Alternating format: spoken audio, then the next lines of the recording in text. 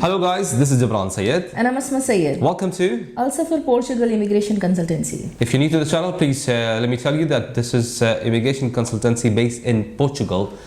यहाँ पे पोर्चुगल से सिर्फ पोर्चुगल से रिलेटेड इमिग्रेशन सर्विस हम प्रोवाइड करते हैं, specially for D type visa. जो लोग यहाँ पे आना चाह रहे हैं, जो एंटरप्रेन्योर्स है या डिजिटल नोमैड्स हैं, या फिर जिसकी पैसिव इनकम है, या गोल्डन वीज़ा लेके, या फिर फैमिली वीज़ा फैमिली रीयूनिफिकेशन करना चाह रहे हैं, या फिर वो लोग जो लोग ऑलरेडी यहाँ पे पोर्चुगल में रहते हैं और वो अपना अर्ली टीआरसी का काम कराना चाह रहे हैं, जैसे कोर्ट केस अर्ली टीआरसी का प्रोसेस अगर करना चाह रहे हैं, तो ये सारी सर्विसेज हम प्रोवाइड करते हैं। हम जॉब सीकर वर्क परमिट वगैरह का काम नहीं करते, या फिर कॉन्ट्रैक्ट्स वगैरह का काम। तो अगर आपको कोई भी ये सर्विसेज अगर चाहिए तो आप हमें कांटेक्ट कर सकते हैं, हमें व्हाट्सएप कर सकते हैं, हमारा अपॉइंटमेंट ले सकते हैं, हमें ईमेल कर सकते हैं और हमें कॉल भी कर सकते हैं डेफिनेटली अपॉइंटमेंट लेने के बाद। तो आज के सब्जेक्ट में हम बात करेंगे D8 कैटेगरी के बारे में, which is nomad visa, freelancer visa भी कहा जाता है। तो उसके बारे में हम थोड़े से डिटेल में बात करेंगे। जी, डिजिटल नोमैड वीज़ा के बारे में आज हम आपको तफसील इन्फॉर्मेशन देंगे। हमारे पहले वीडियोस में भी बहुत बार हमने ये वीडियो बनाई है D8 के टॉपिक पे, D8 के सब्जेक्ट के ऊपर, लेकिन एक बार फिर से फ्रेश आपको तरीके और कुछ चीज़ें ऐड अप हुई हैं, जो चीज़ें हम लोग यहाँ पे सर्विस देते हैं D8 से रिलेटेड, तो उस बारे में एक्चुअली आपको हम डिटेल में बताने वाले हैं। So without any further due let's start the video आगे शुरू करने से पहले नया साल आ गया है, आप सभी को नए साल की मुबारकबाद। वैसे हम लोग ये सेलिब्रेट नहीं करते, लेकिन वो लोग जो लोग सेलिब्रेट करते हैं उन लोग के लिए बहुत बहुत मुबारक हो। हर दिन वैसे दुआ तो ऐसा कोई स्पेशल ओकेजन के लिए दुआ के लिए वेट नहीं करना चाहिए, तो हमारी तरफ से दुआ है आप सभी के लिए, आप और आपकी फैमिली जो है सलामत रहे और खुशियाँ मिले और सेफ़ रहें इंशाल्लाह ताला, आप जहाँ कहीं भी हों। और जो भी आपके जायज़ मुरादें हैं और जो मकसद हैं आपके, जो आप अपनी कंट्री से अगर यहाँ आना चाह रहे हैं, तो वो काम आपका आसानी से हो जाए, तो ये दुआ हम कर सकते हैं आपके लिए। तो D8 का कंप्लीट आपको प्रोसेस समझाते हैं आज की वीडियो में, और आपको क्या करना है, आप कहाँ से अप्लाई कर सकते हैं, डॉक्यूमेंटेशन क्या क्या चीज़ों की ज़रूरत पड़ती है, और कौन कौन लोग एलिजिबल है उस चीज़ के लिए, वो सारी चीज़ें बताते हैं। D8 जैसे कि नाम आप समझ गए होंगे, डिजिटल नोमैड वीज़ा है।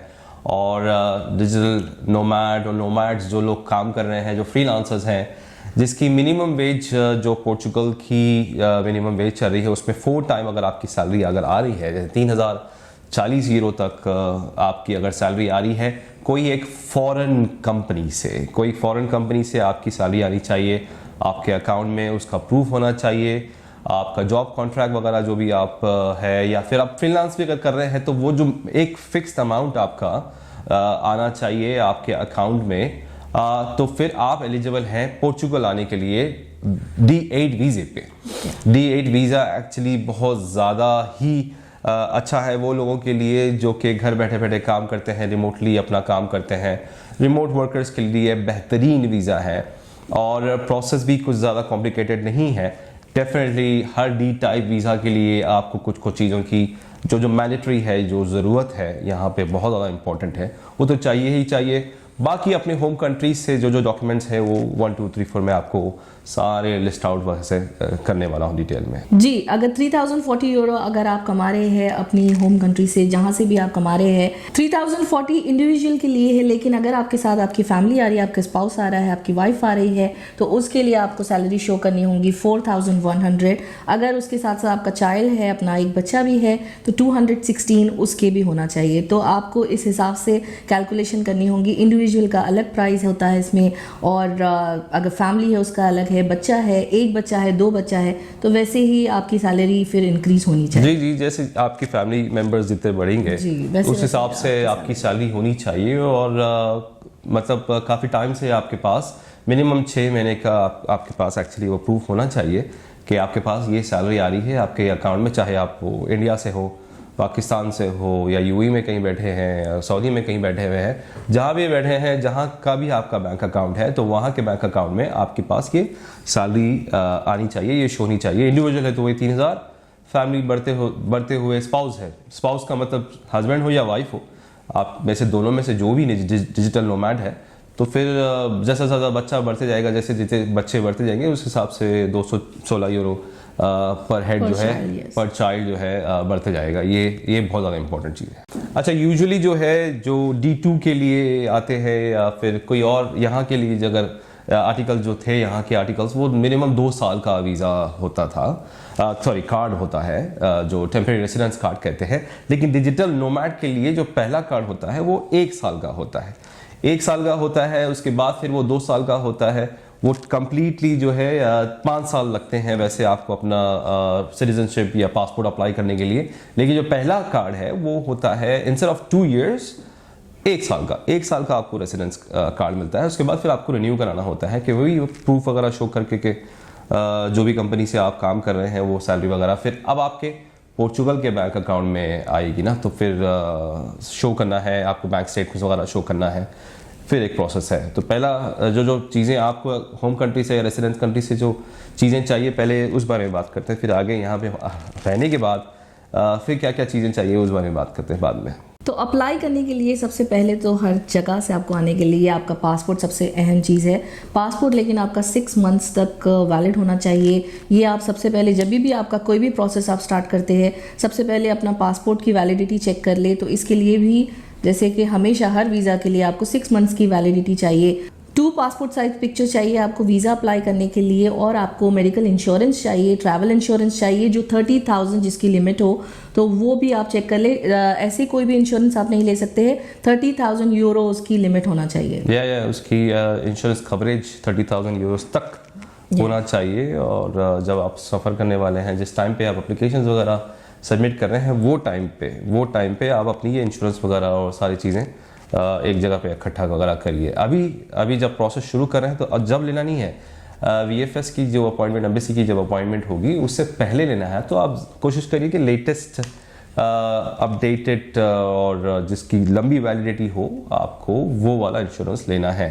आप पहले से लेके फ़ायदा नहीं है। आपका अपॉइंटमेंट मिलने के बाद D8 का जब अपॉइंटमेंट आपका मिल जाता है, जब आपका स्लॉट तारीख मिल जाती है VFS से, तो वो टाइम पे आप फिर इंश्योरेंस ले सकते हैं। उसके बाद जो सबसे अहम चीज़ आती है, 2 सबसे अहम चीज़ें हैं जो कि आप वहाँ से बैठे बैठे नहीं हो सकता, उसमें हम अपनी सर्विस प्रोवाइड करते हैं। वैसे तो पूरा D8 की सर्विस हम प्रोवाइड करते हैं। एक चीज़ वो है कि आपको पोर्चुगीज़ बैंक अकाउंट चाहिए। दूसरा, आपको पोर्चुगल का एक रेसिडेंस टेनेंसी कॉन्ट्रैक्ट चाहिए, 1 साल की उसकी वैलिडिटी होनी चाहिए। देखिए, आपने रेसिडेंस कॉन्ट्रैक्ट ले लिया, आपको मंथली रेसिडेंस का उसका जो रेंट है वो रेंट पे करना है, चाहे 5,000 हो, 5,000 यूरो हो, जो भी आपका होगा, जो भी हम दिलाएंगे या फिर आप देख लीजिए।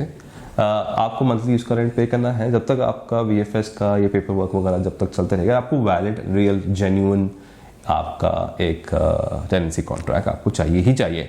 ये सारी चीज़ें होने से पहले जो सबसे पहला डॉक्यूमेंट है वो आपका NIF नंबर है। NIF नंबर पोर्चुगल का एक टैक्स नंबर होता है, जिसे फाइनेंस नंबर भी कहते हैं यहाँ पे। वो नंबर अगर नहीं है तो यहाँ पे कुछ भी कोई कार्रवाई आगे नहीं बढ़ेगी।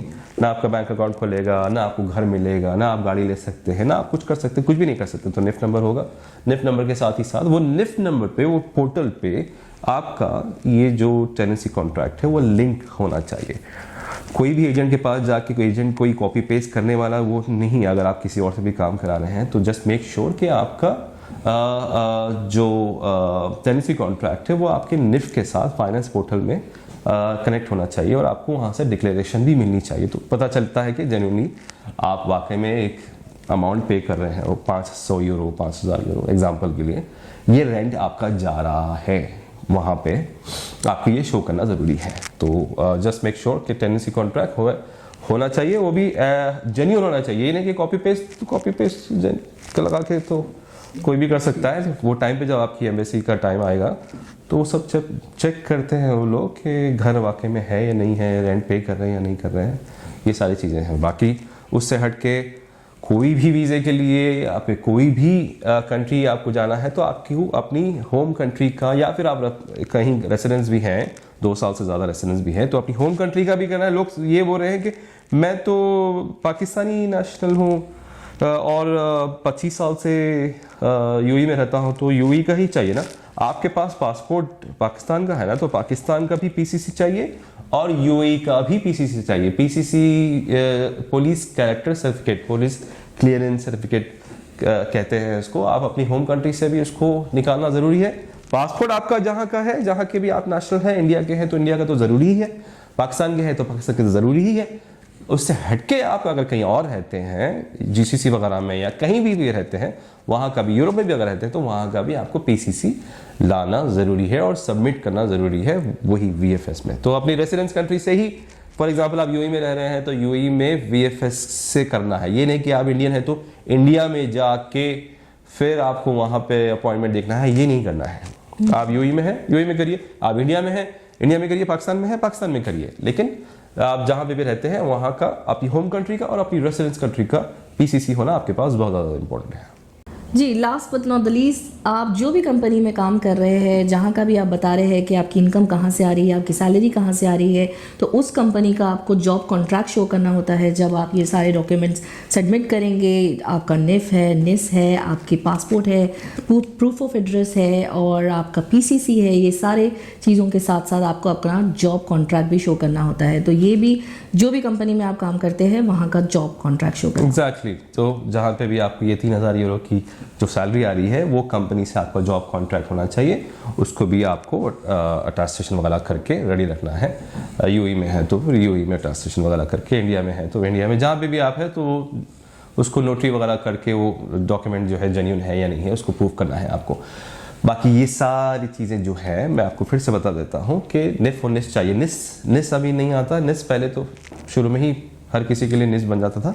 अब आपको प्रूफ बताना है कि आपका वीएफएस का अपॉइंटमेंट है या फिर आप D8 के लिए अप्लाई कर रहे हैं, D2 के लिए, D8 के लिए या D7 के लिए, जो भी चीज़ के लिए आप अप्लाई कर रहे हैं उसकी प्रूफ बता के आप निस अप्लाई कर सकते हैं। निस ख़त्म नहीं हुआ, निस वैसे ही जैसे का वैसा ही है, बस ये है कि पहले आप कहीं से बैठे बैठे निफ और निस बना सकते बड़ी आराम से बना सकते थे। निफ तो अभी भी बना सकते हैं आप कहीं भी बैठे हो, लेकिन निस के लिए आपको प्रूफ शो करना है। तो निफ निस हो गया, जॉब कॉन्ट्रैक्ट हो गया, आपका वीएफएस का अपॉइंटमेंट, ये सब का। अब जो हम जो करते हैं, ये जो D8 के लिए जो सर्विस प्रोवाइड करते हैं वो सारी चीज़ें बता रहा हूँ मैं आपको। निफनेस का काम हो जाता है, आपका बैंक अकाउंट का काम हो जाता है, आपका घर का जेन्युइन हाउस कॉन्ट्रैक्ट का काम हो जाता है, आपका वीएफएस का काम हो जाता है, आपकी पीसीसी और आपकी डॉक्यूमेंटेशन नोटरी का काम हम करते हैं, ट्रांसलेशंस का काम हम करते हैं। वहाँ पे अपॉइंटमेंट लेने के बाद जो फॉर्म वगैरह फिलअप वगैरह करना है वो सारी चीज़ें हम करते हैं। आइमा की यहाँ की अपॉइंटमेंट हम करते हैं। आपके साथ accompany to accompany you to the आइमा ऑफिस, ये सारी चीज़ें भी हम करते हैं। आपके साथ हम जाते हैं, आइमा ऑफिस जाते हैं, ऑफिसर्स वगैरह से बात करते हैं। जब आपका D7 का वीज़ा लग जाता है, लगने के बाद जब आप यहाँ पे आते हैं 120 डेज़ का आपको वीज़ा लगता है वहाँ से, और जब आप यहाँ पे आते हैं अपॉइंटमेंट के लिए जाते हैं, बायोमेट्रिक वगैरह देते हैं, फॉर्म्स वगैरह फिलअप करते हैं, ये सारी चीज़ें हम करके देते हैं। आपको कुछ नहीं करना है, आपको सिर्फ अपने डॉक्यूमेंट्स तैयार रखना है। हर चीज़ आपको हमें अपडेटेड चीज़ें देना है। पासपोर्ट चाहिए आपका, अगर आप पाकिस्तान से हैं तो आपका पाकिस्तान का शनाख्ती कार्ड चाहिए, क्योंकि आपके पाकिस्तानी पासपोर्ट्स पे मदर का नाम नहीं है, आपका एड्रेस भी नहीं है। जैसे हमारे इंडियन पासपोर्ट्स पे सारी डिटेल्स है, हमारे पास सिर्फ इंडियन पासपोर्ट देते हैं तो चल जाता है।